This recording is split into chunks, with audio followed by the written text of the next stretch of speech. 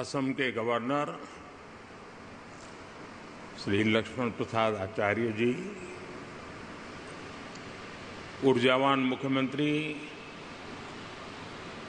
हेमंता बिश्व शर्मा जी,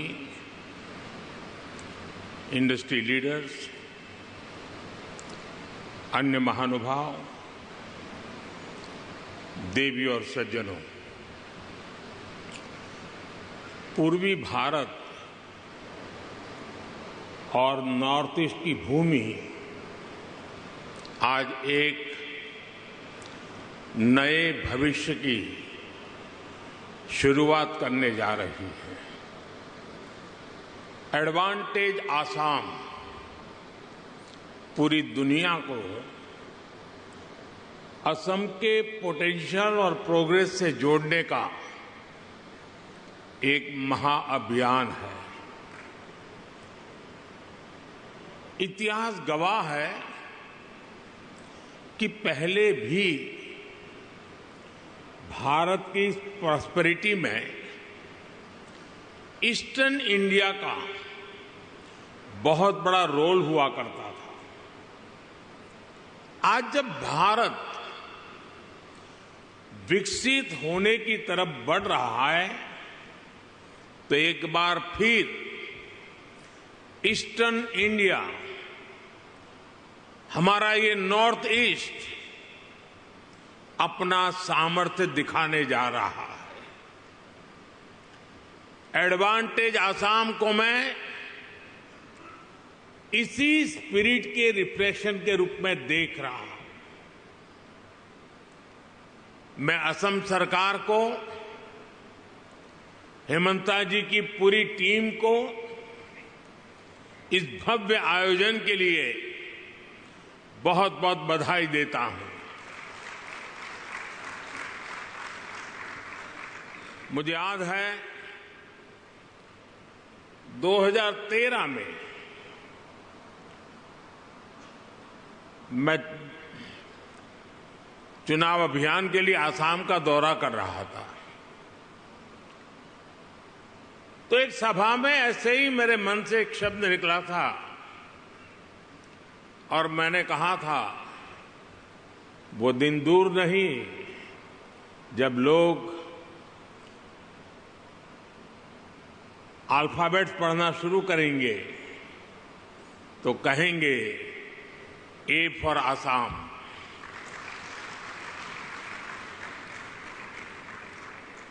साथियों, आज हम सभी वैश्विक परिस्थितियों को बहुत बारीकी से देख रहे हैं, समझ रहे हैं। ये ग्लोबल अनसर्टेनिटी के बीच भी दुनिया के तमाम एक्सपर्ट्स उनके भीतर एक बात को लेकर सर्टेनिटी है, और वो सर्टेनिटी है भारत के तेज ग्रोथ को लेकर। भारत पर इस भरोसे का बहुत ठोस कारण है। आज का भारत आने वाले 25 साल की इस 21वीं शताब्दी के लॉन्ग टर्म विजन को ध्यान में रखते हुए एक के बाद एक कदम उठा रहा है, व्यापक स्तर पर काम कर रहा है। आज दुनिया का भरोसा भारत की युवा आबादी पर है, जो बहुत तेजी से स्किल्ड हो रही है, इनोवेट कर रही है। आज दुनिया का भरोसा भारत के उस नियो मिडिल क्लास पर है जो गरीबी से निकलकर नई एस्पिरेशन के साथ आगे बढ़ रहा है। आज दुनिया का भरोसा भारत की उस 140 करोड़ जनता पर है जो पॉलिटिकल स्टेबिलिटी और पॉलिसी कंटिन्यूटी को सपोर्ट कर रही है। आज दुनिया का भरोसा भारत की उस गवर्नेंस पर है जो लगातार रिफॉर्म कर रही है। आज भारत अपनी लोकल सप्लाई चेन को मजबूत कर रहा है। आज भारत दुनिया के अलग अलग रीजन्स के साथ फ्री ट्रेड एग्रीमेंट्स कर रहा है। ईस्ट एशिया के साथ हमारी कनेक्टिविटी लगातार सशक्त हो रही है और नया बन रहा India middle east Europe economic corridor भी अनेक नई संभावनाएं लेकर आ रहा है। साथियों, भारत पर मजबूत होते ग्लोबल ट्रस्ट के बीच आज हम सभी यहां असम में जुटे हैं, मां कामाख्या की धरती पर जुटे हैं। भारत की ग्रोथ में असम का कंट्रीब्यूशन लगातार बढ़ता जा रहा है। 2018 में एडवांटेज असम समिट का पहला एडिशन आयोजित हुआ था। तब असम की इकोनॉमी 3.25 लाख करोड़ रुपए की थी। आज असम करीब 6 लाख करोड़ रुपए की इकोनॉमी वाला राज्य बन गया है। यानी भाजपा सरकार में सिर्फ 6 सालों में असम की इकोनॉमी की वैल्यू डबल हो गई है। ये डबल इंजन की सरकार का डबल इफेक्ट है। असम में हुए ढेर सारे इन्वेस्टमेंट ने, आप सभी ने असम को अनलिमिटेड पॉसिबिलिटीज का राज्य बना दिया है। असम सरकार यहां एजुकेशन, स्किल, अन्य कई प्रकार के डेवलपमेंट और साथ साथ बेहतर इन्वेस्टमेंट एनवायरनमेंट पर फोकस कर रही है। बीते सालों में भाजपा सरकार ने यहां कनेक्टिविटी से जुड़े इंफ्रास्ट्रक्चर पर बहुत काम किया है। मैं आपको एक उदाहरण देता हूं। साल 2014 से पहले ब्रह्मपुत्र नदी पर बस 3 पुल थे। यानी 70 सालों में सिर्फ 3 ब्रिज।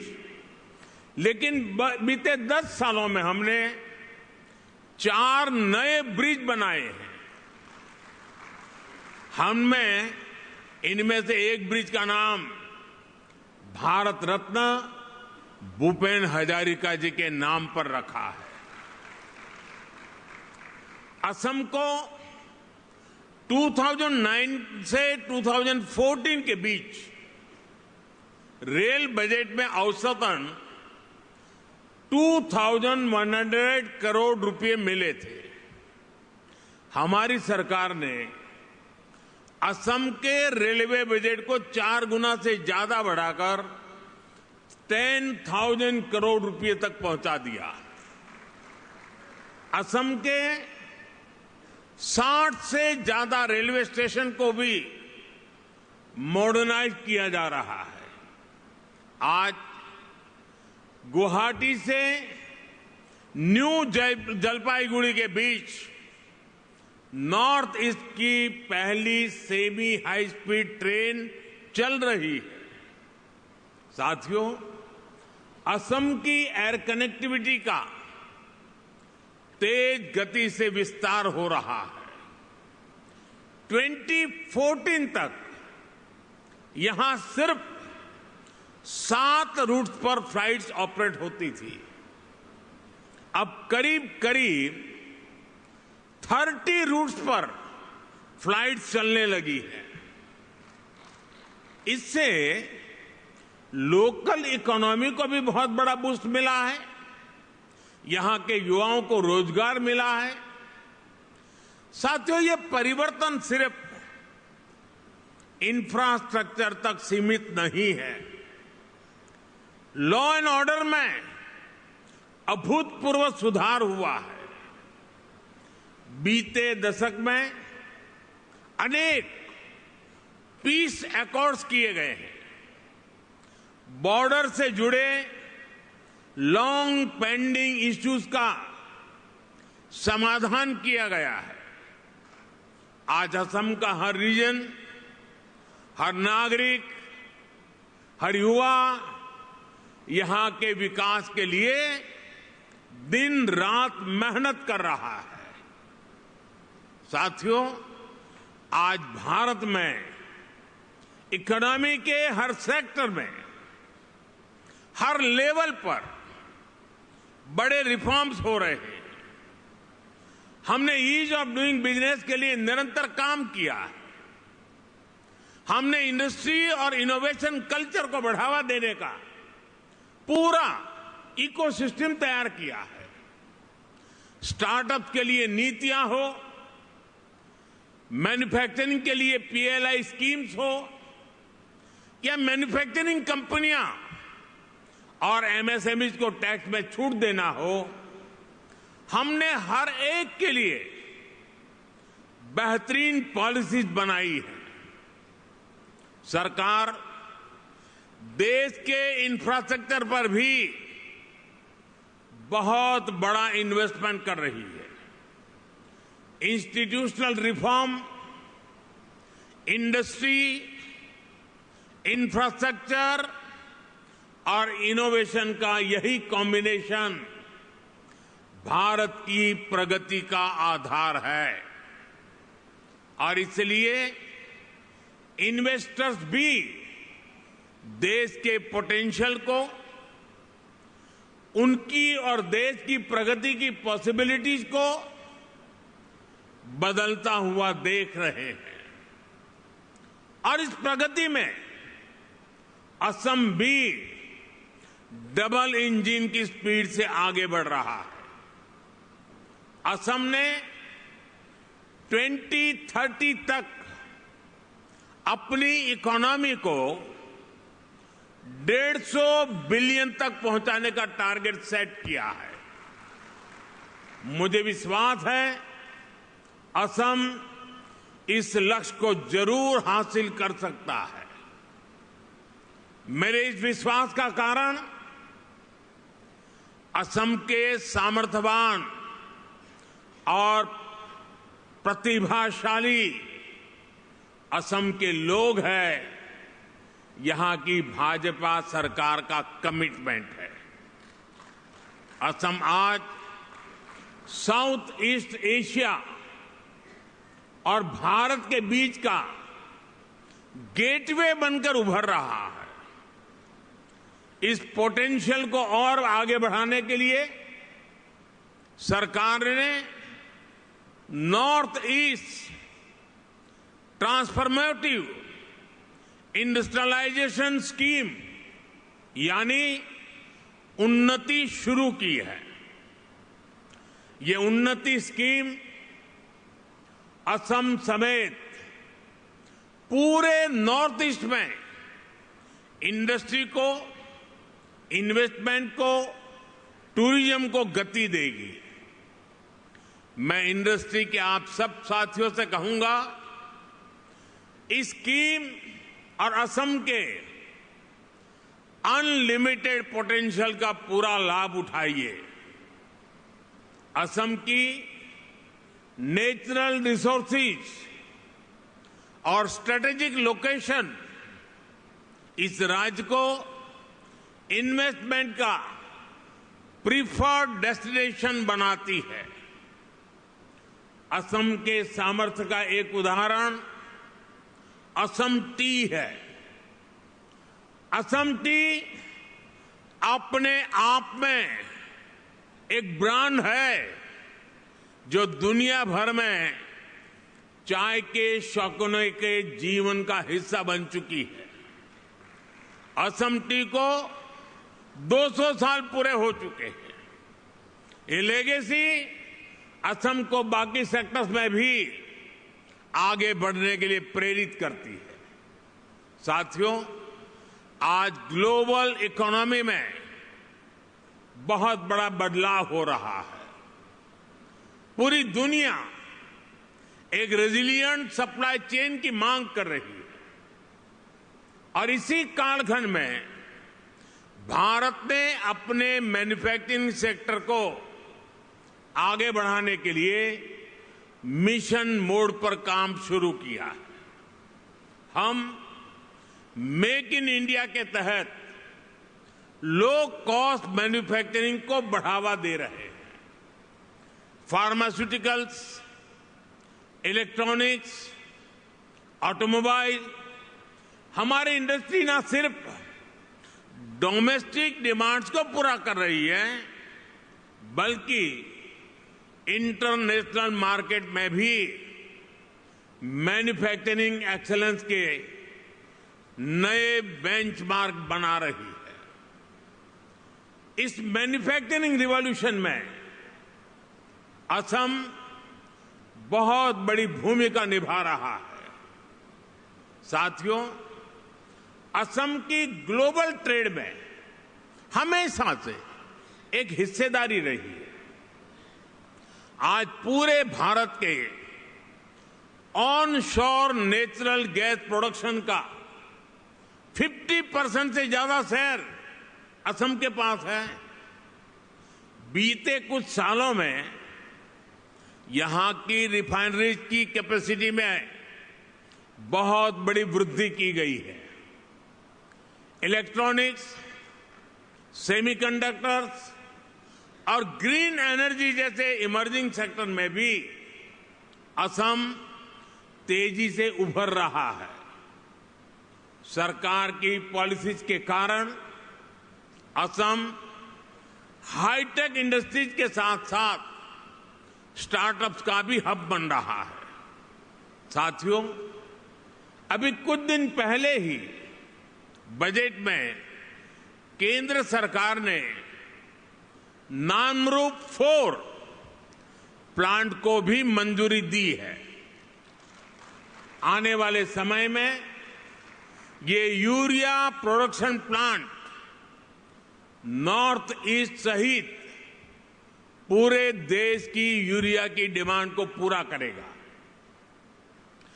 वो दिन दूर नहीं जब असम पूर्वी भारत का एक बड़ा मैन्युफैक्चरिंग हब बनेगा और इसमें केंद्र सरकार हर तरह से राज्य की भाजपा सरकार को मदद कर रही है। साथियों, 21वीं सदी में दुनिया की प्रोग्रेस डिजिटल रिवॉल्यूशन, इनोवेशन और टेक्नोलॉजिकल प्रोग्रेस पर निर्भर है। इसके लिए हमारी तैयारी जितनी बेहतर होगी, दुनिया में हमारी ताकत भी उतनी ज्यादा होने वाली है। इसलिए हमारी सरकार 21वीं सदी की पॉलिसीज और स्ट्रेटेजीज के साथ तेज गति से आगे बढ़ रही है। हम सब जानते हैं कि इलेक्ट्रॉनिक्स और मोबाइल मैन्युफैक्चरिंग में बीते 10 साल में भारत ने कितनी बड़ी छलांग लगाई है। अब इसी सक्सेस स्टोरी को भारत सेमी कंडक्टर प्रोडक्शन में भी रिपीट करना चाहता है। मुझे गर्व है कि असम सेमीकंडक्टर मैन्युफैक्चरिंग में भी भारत के एक महत्वपूर्ण सेंटर के रूप में विकसित हो रहा है। कुछ महीने पहले असम के जागीरोड में Tata semiconductor assembly and test facility की शुरुआत हुई है। ये प्लांट आने वाले समय में पूरे नॉर्थ ईस्ट में टेक्नोलॉजिकल ग्रोथ को प्रमोट करने वाला है। साथियों, सेमीकंडक्टर सेक्टर में इनोवेशन के लिए हमने आईआईटी के साथ भी कोलैबोरेट किया है। इसके लिए देश में एक सेमी कंडक्टर रिसर्च सेंटर पर भी काम किया जा रहा है। इस दशक के अंत तक इलेक्ट्रॉनिक सेक्टर की वैल्यू $500 बिलियन तक पहुंचने वाली है। हमारी जो स्पीड और स्केल है उससे तय है कि भारत सेमी कंडक्टर प्रोडक्शन की एक बड़ी ताकत बनकर के उभरेगा। इससे लाखों लोगों को रोजगार मिलेगा और असम की इकोनॉमी को भी फायदा होगा।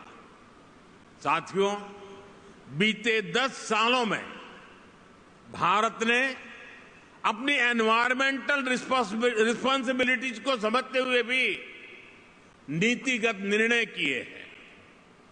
दुनिया हमारे रिन्यूएबल एनर्जी मिशन को एक मॉडल प्रैक्टिस मानकर इसे फॉलो कर रही है। देश ने बीते 10 वर्षों में सोलर, विंड और सस्टेनेबल एनर्जी रिसोर्स पर बहुत बड़ा इन्वेस्टमेंट किया है। इससे न सिर्फ हमारी इकोलॉजिकल कमिटमेंट पूरे हुए हैं, बल्कि देश की रिन्यूएबल एनर्जी प्रोडक्शन कैपेसिटी में भी कई गुना विस्तार कर पाया है। हमने 2030 तक देश की एनर्जी कैपेसिटी में 500 गीगावाट रिन्यूएबल एनर्जी कैपेसिटी में के एडिशन का लक्ष्य बनाया है। 2030 तक देश का annual green hydrogen production 5 million metric ton हो, सरकार इसके लिए मिशन बनाकर काम कर रही है। देश में गैस इंफ्रास्ट्रक्चर बढ़ने के कारण डिमांड भी तेजी से बढ़ी है। गैस बेस्ड इकोनॉमी का पूरा सेक्टर तेजी से एक्सपांड हो रहा है। इस जर्नी में असम के पास बहुत बड़ा एडवांटेज है। सरकार ने आप सबके लिए बहुत सारे रास्ते बनाए हैं। पीएलआई स्कीम से लेकर ग्रीन इनिशिएटिव के लिए बनी सारी पॉलिसीज आपके हित में है। मैं चाहता हूं कि असम रिन्यूएबल एनर्जी सेक्टर में एक लीडर स्टेट बनकर के उभरे, और ये तभी हो पाएगा जब इंडस्ट्री के आप सभी लीडर्स यहां के पोटेंशियल को सही तरह से मैक्सिमाइज करने के लिए आगे आएंगे। साथियों, 2047 तक भारत को विकसित भारत बनाने में पूर्वी भारत की भूमिका बहुत बड़ी होने वाली है। आज पूर्वोत्तर और पूर्वी Bharat infrastructure, logistics, agriculture, tourism और इंडस्ट्री में तेज रफ्तार से आगे बढ़ रहा है। वो दिन दूर नहीं जब दुनिया भारत की डेवलपमेंट जर्नी में इस क्षेत्र को सबसे आगे बढ़ते हुए देखेगा। मुझे विश्वास है आप इस यात्रा में असम के साथी बनेंगे साझीदार बनेंगे। आइए एक साथ मिलकर हम असम को एक ऐसा राज्य बनाएं जो पूरे ग्लोबल साउथ में भारत की कैपेबिलिटीज को नई ऊंचाइयों तक पहुंचाए। एक बार फिर आज की समिट के लिए आप सभी को मेरी ढेर सारी शुभकामनाएं। और जब मैं कह रहा हूं तो मैं आपको विश्वास दे रहा हूं, मैं आपके साथ हूं। विकसित भारत की जर्नी में आपके योगदान का पूरा समर्थक हूं। बहुत बहुत धन्यवाद। Thank you, sir, for your unwavering support and encouragement for the economic development and prosperity of the state of Assam in your relentless pursuit of a Viksit Bharat. Can we have a big round of applause as a mark of our appreciation and gratitude for Honorable Prime Minister?